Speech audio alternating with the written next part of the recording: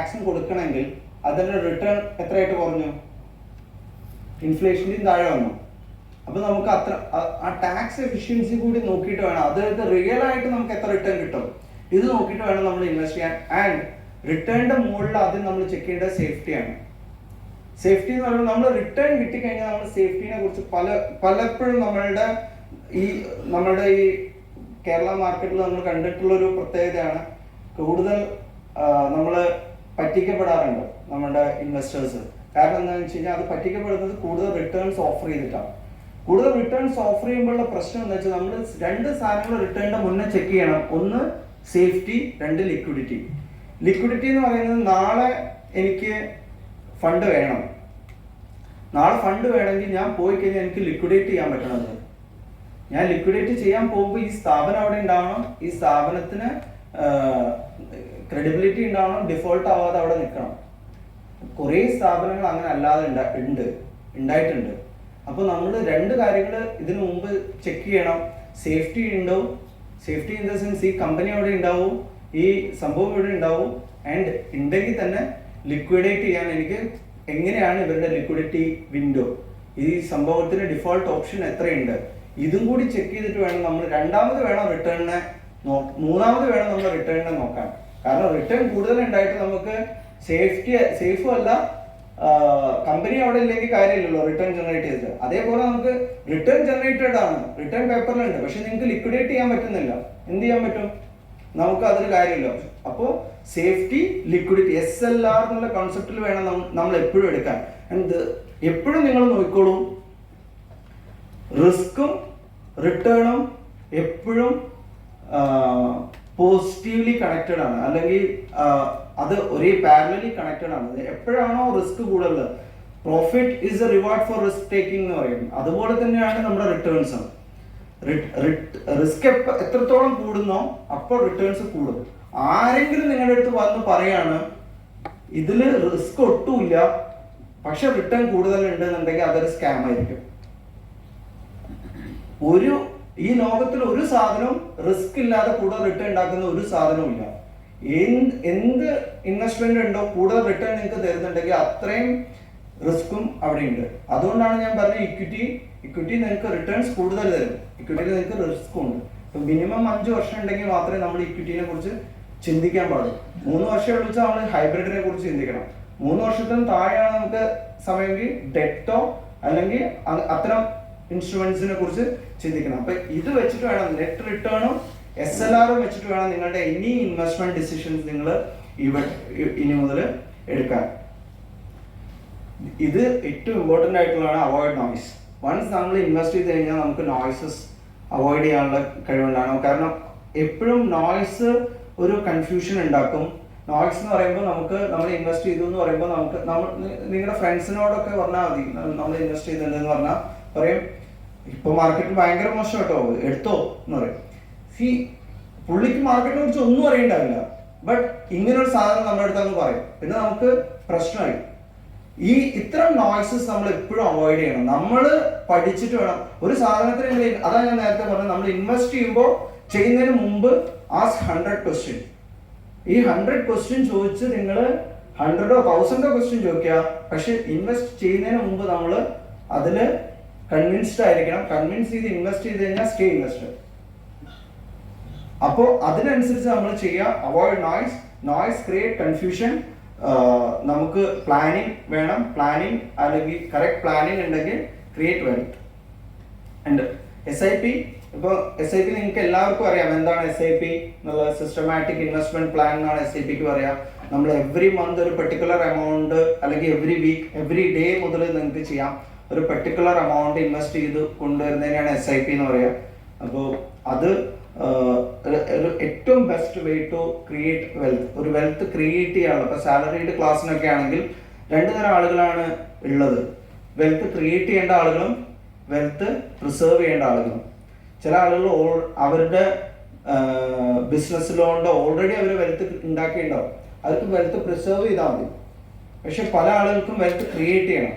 ആ wealth create ചെയ്യേണ്ടവർക്കുള്ളതാണ് ശരിക്കും ഇക്വിറ്റിയും ഈ പറഞ്ഞ SIP. എന്താ ഇപ്പോൾ ഒരു സാലറിയുടെ ക്ലാസ്സിനാണെങ്കിൽ അല്ലെങ്കിൽ ഒരു മീഡിയം ബിസിനസ് ഓൺ ചെയ്യുന്ന ആളുകൾക്കൊക്കെ ആണെങ്കിൽ വെൽത്ത് ക്രിയേറ്റ് ചെയ്യാൻ അവരെ ഏറ്റവും കൂടുതൽ സഹായിക്കുന്നതാണ് SIP. 100 രൂപ മുതൽ നിങ്ങൾക്ക് സ്റ്റാർട്ട് ചെയ്യാൻ പറ്റും. 100 രൂപ മുതൽ നിങ്ങൾക്ക് SIP സ്റ്റാർട്ട് ചെയ്യാം. എനി എമൗണ്ട് SIP സ്റ്റാർട്ട് ചെയ്യാം. അതിൻ്റെ ഗ്രോത്ത് ഇസ് ഇപ്പോൾ സ്റ്റാർട്ട് ഏർലി എന്നുള്ളതാണ് അതിൻ്റെ അത്. ഇപ്പോൾ ഒരു 23 lakhs റുപ്പീസ് ഫൈനൽ വാല്യൂ ആവണമെങ്കിൽ 13% റിട്ടേൺ വന്നിട്ട് ഇതൊരു സ്റ്റാർട്ട് ഏർലി എന്നുള്ള കോൺസെപ്റ്റ് ആണ്. ഇപ്പോൾ 10 വർഷം നിങ്ങൾക്ക് ഉണ്ടെങ്കിൽ 10,000 രൂപ വെച്ച് നിങ്ങൾ ഇൻവെസ്റ്റ് ചെയ്യാന്ന് വെച്ചാൽ 23 lakhs ആവും. അതേസമയം നിങ്ങൾക്ക് 20 വർഷം ഉണ്ടെങ്കിൽ നമ്മൾ 2,000 റുപ്പീസ് 2,275 റുപ്പീസ് ഇൻവെസ്റ്റ് ചെയ്താൽ മതി 23 lakhs ആവാൻ. അപ്പോൾ നമുക്ക് മാർക്കറ്റിൽ എത്രത്തോളം ടൈം കൊടുക്കാൻ പറ്റുന്നുള്ളതാണ് ഈ എമൗണ്ട് എത്രത്തോളം നമ്മൾ അച്ചീവ് ചെയ്യുന്നുള്ളതിൻ്റെ ഇത്. അതല്ലെങ്കിൽ നമുക്ക് വൺസ് നമുക്ക് ഇപ്പോൾ മാർക്കറ്റിൽ ടൈം കൊടുക്കാൻ പറ്റില്ലെങ്കിൽ നമ്മൾ എമൗണ്ട് കൂട്ടേണ്ടി വരും നമ്മുടെ ഗോൾ അച്ചീവ് ചെയ്യാൻ. So these are such calculation. ഇതേപോലെ തന്നെ നമുക്ക് SWP ചെയ്യാം. ഞാൻ നേരത്തെ പറഞ്ഞു SIP ചെയ്യുന്ന പോലെ നമുക്ക് SWP ചെയ്യാൻ പറ്റും. SWP ചെയ്യാന്ന് പറയുമ്പോൾ നമുക്ക് ഇപ്പൊ നമ്മളുടെ ഒരു SIP ചെയ്ത് നമ്മളൊരു 1 crore ആക്കി. ഈ 1 crore നിങ്ങൾക്ക് വേണമെങ്കിൽ വിഡ്രോ ചെയ്തുകൊണ്ടിരിക്കാം. 1 crore നമ്മൾ എവറി മന്ത് 1 lakh വെച്ച് വിഡ്രോ ചെയ്യുകയാണെങ്കിൽ നമുക്ക് എത്ര മാസം വിഡ്രോ ചെയ്യാം? 100 മന്ത് വിഡ്രോ ചെയ്യാം. അതേ 1 crore 12% റിട്ടേൺ ഉണ്ടാക്കുന്നുണ്ടെങ്കിൽ 1 crore വെച്ച് 12% വിഡ്രോ ചെയ്യാണ് വിചാരിക്കാം. 1 crore ഉണ്ട്, 12% റിട്ടേൺ ഉണ്ടാക്കുന്നുണ്ട് ആൻഡ് 12% വെച്ച് വിഡ്രോ ചെയ്യുന്നുണ്ട്. എത്ര വർഷം വിഡ്രോ ചെയ്യാം? നമുക്ക് 17 വർഷം വിഡ്രോ ചെയ്യാം. 17 years വിഡ്രോ ചെയ്യാം. 1 crore 12% റിട്ടേൺ ഉണ്ടാക്കിയിട്ട് 12% വെച്ച് വിഡ്രോ ചെയ്യാം. ഇതേ 1 crore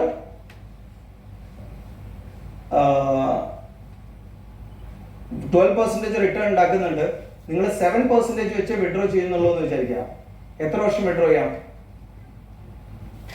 ഓൾമോസ്റ്റ് 60 വർഷം വിഡ്രോ ചെയ്താൽ നിങ്ങൾ ഇൻവെസ്റ്റ് ചെയ്തതിന്റെ ഇരട്ടി എമൗണ്ടോളം അല്ലെങ്കിൽ ഇരട്ടി എമൗണ്ട് അവിടെ ബാക്കി ഉണ്ടാവും. 60 വർഷം വിഡ്രോ ചെയ്താലും ഇരട്ടി എമൗണ്ട് അവിടെ ബാക്കി ഉണ്ടാവും. നിങ്ങൾ 12% റിട്ടേൺ കൊടുക്കുന്ന ഒരു സാധനത്ത് 7% വെച്ച് നമ്മൾ വിഡ്രോ ചെയ്യുകയാണെങ്കിൽ. അപ്പോൾ ഈ എങ്ങനെ നമ്മൾ വെൽത്ത് ഉണ്ടാക്കുന്നു എന്നുള്ളത് പോലെ തന്നെ എങ്ങനെ നമ്മൾ വെൽത്ത് സ്പെൻഡ് ചെയ്യുന്നു എന്നുള്ളതും വലിയൊരു കാര്യമാണ്. നമ്മുടെ 1 crore ആണുള്ളത്. നമ്മൾ 1 crore നമ്മൾ റിട്ടേൺ ജനറേറ്റ് ചെയ്യാതെ എടുത്ത് ഉപയോഗിക്കുകയാണ് 1 lakh വെച്ച് ഉപയോഗിക്കുകയാണെങ്കിൽ നമുക്ക് 100 months കൊണ്ട് 8 വർഷം കൊണ്ട് തീരും. മറ്റേത് 17 വർഷം കൊണ്ട് തീരും. ആൻഡ് നമ്മൾ ഒരു കുറച്ചും കൂടി ഡിസിപ്ലിൻഡ് ആയിട്ട് 7% വെച്ച് നമ്മൾ ആ ഒരു ലൈഫ് സ്റ്റൈലാണ് ജീവിക്കുന്നതെങ്കിൽ എത്ര വർഷം കഴിഞ്ഞാലും അത് തീരില്ല. അപ്പോൾ ഇത്തരം ഒരുപാട് ഓപ്ഷൻസ് നമുക്ക് ഉണ്ട്. ആൻഡ് അസറ്റ് അലോക്കേഷൻ നിങ്ങൾ എന്തായാലും ഒരു നമ്മൾ പറയും don't put all your eggs in 1 basket എന്ന് പറയുന്ന പോലെ അത് നിങ്ങൾ എപ്പോഴും നമ്മൾ നോക്കണം. ഈച്ച് അസറ്റ് ക്ലാസ് അതിന്റെ പ്രത്യേകത ഉണ്ട്. ഇപ്പൊ ഡെറ്റ് ആണെങ്കിൽ debt, equity, gold, real estate, ഇതിനെല്ലാം ഇതിൻ്റെതായ പോസിറ്റീവ്സ് ഉണ്ട്, നെഗറ്റീവ്സ് ഉണ്ട്. ഇതെല്ലാം അറിഞ്ഞ് നമ്മൾക്ക് എത്രത്തോളം റിസ്ക് എടുക്കാൻ പറ്റും, നമ്മുടെ റിസ്ക് അപ്പറ്റൈറ്റ് എത്രയാണ്, SLR എങ്ങനെ വർക്ക് ചെയ്യുന്നു, സേഫ്റ്റി, ലിക്വിഡിറ്റി, റിട്ടേൺസ്, എനിക്ക് ലിക്വിഡേറ്റ് ചെയ്യാൻ പറ്റുന്ന സമയത്ത് ലിക്വിഡേറ്റ് ചെയ്യാൻ പറ്റുമോ, ഇതെല്ലാം അറിഞ്ഞു വേണം നമ്മൾ ഓരോ അസറ്റ് ക്ലാസ്സിനും ഇൻവെസ്റ്റ് ചെയ്യാൻ വേണ്ടി. ഇത് നമ്മൾ ഓൾറെഡി പറഞ്ഞതാണ്. നമുക്ക് ഓരോ ടൈമിലും നമുക്ക് ഗ്രോത്ത് അസറ്റ്സ് ഷോർട്ട് ടേമിലൊക്കെ ആണെങ്കിൽ നിങ്ങൾ ലിക്വിഡ് അസറ്റ്സിൽ ഇൻവെസ്റ്റ് ചെയ്യാം.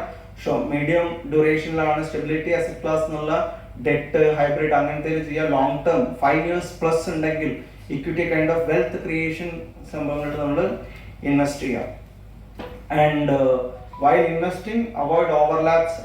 അത് ഇപ്പോൾ നമ്മൾ ഒരേ പല സ്കീംസിൽ നിങ്ങൾ ഇൻവെസ്റ്റ് ചെയ്യാന്ന് വെച്ചാൽ അതിന് ഓവർലാപ്പ് ഒഴിവാക്കുക. ഒരേ കൈൻഡ് ഓഫ് സ്റ്റോക്സ് വരുന്ന സ്കീംസ് ഒഴിവാക്കുക. അത്തരം കാര്യങ്ങൾ ഒഴിവാക്കുക. ഇത് നിങ്ങൾക്ക് ബുദ്ധിമുട്ടാണെങ്കിൽ, ഇതെല്ലാം കണ്ടുപിടിക്കാൻ ബുദ്ധിമുട്ടാണെങ്കിൽ ഫിനാൻഷ്യൽ എക്സ്പേർട്ടിന്റെ അടുത്ത് പോവാം.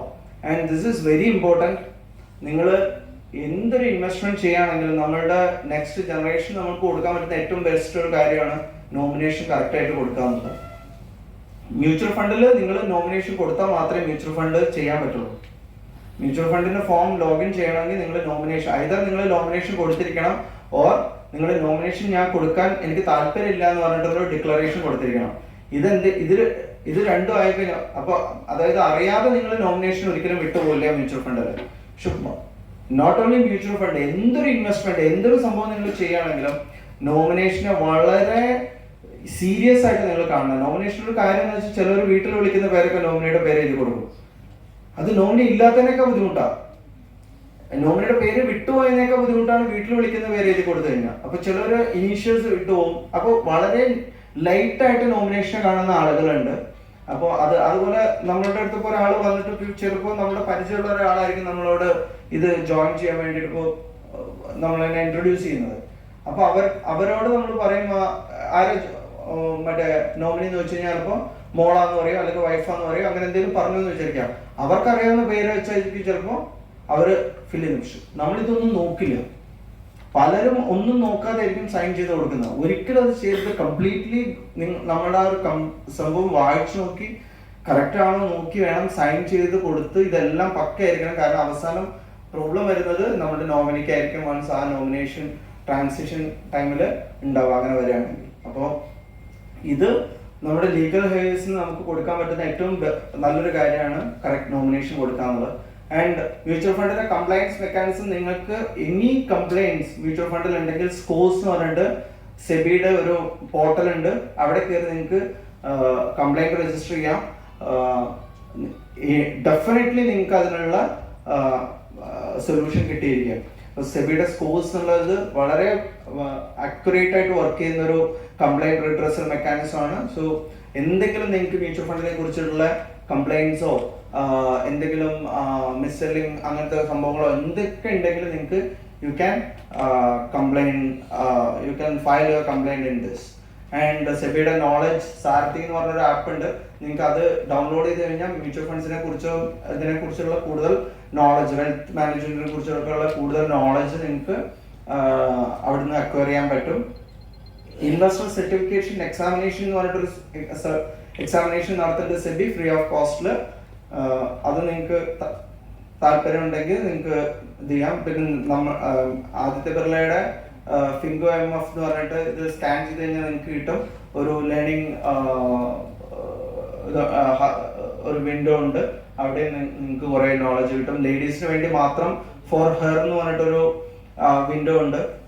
അവിടെ നിങ്ങൾക്ക് ചെക്ക് ചെയ്യാം. ഒരുപാട് ഇപ്പോൾ സൈറ്റിൽ പോയി കഴിഞ്ഞാൽ ആദ്യത്തെ Birla capital mutual fund .com പോയി കഴിഞ്ഞാൽ നിങ്ങൾക്ക് ഇത്തരം വീഡിയോസും ഈ ഫോർ ഹെർ സീരീസസ് എല്ലാം അവിടെ കാണാൻ പറ്റും. അപ്പോൾ ഞാൻ പറഞ്ഞ പോലെ ഇപ്പോഴും ഞാൻ mutual fund investments subject market risk എന്ന് പറയുന്നുണ്ട്. ആൻഡ് മ്യൂച്വൽ ഫണ്ട് സഹി ഹെ. നിങ്ങൾ ഇൻവെസ്റ്റ് ചെയ്യുമ്പോൾ നമ്മൾ SLR നോക്കുക, stay invested, start early. And every investment നിങ്ങൾ ഗോൾ ബേസ്ഡ് ആക്കുക എന്നുള്ളതാണ് നിങ്ങൾക്ക് ഏറ്റവും ചെയ്യാൻ പറ്റുന്ന ഒരു കാര്യം. ഗോൾ ബേസ്ഡ് ആക്കുക, സ്റ്റേ ഇൻവെസ്റ്റഡ്. ഇതാണ് എനിക്ക് പറയാനുള്ളത്. Thank you so much. നമുക്ക് Q&A ഉണ്ടെങ്കിൽ നമുക്ക് പാനൽ ഡിസ്കഷൻ്റെ കൂടെ നമുക്ക് ക്വസ്റ്റ്യൻസ് എടുക്കാം. സോ അതിൻ്റെ കൂടെ തന്നെ നമുക്ക് കുറച്ചും കൂടി മുൻപ് ഇത്രയും പെട്ടെന്ന് സ്റ്റാർട്ട് ചെയ്യാൻ പറ്റുമെങ്കിൽ അതുകൂടി നല്ലതാണ്. സ്റ്റാർട്ട് ഏർലി, സ്റ്റേ ഇൻവെസ്റ്റഡ് ആണ് time in the market. Start early, stay invested and don't look for higher return always.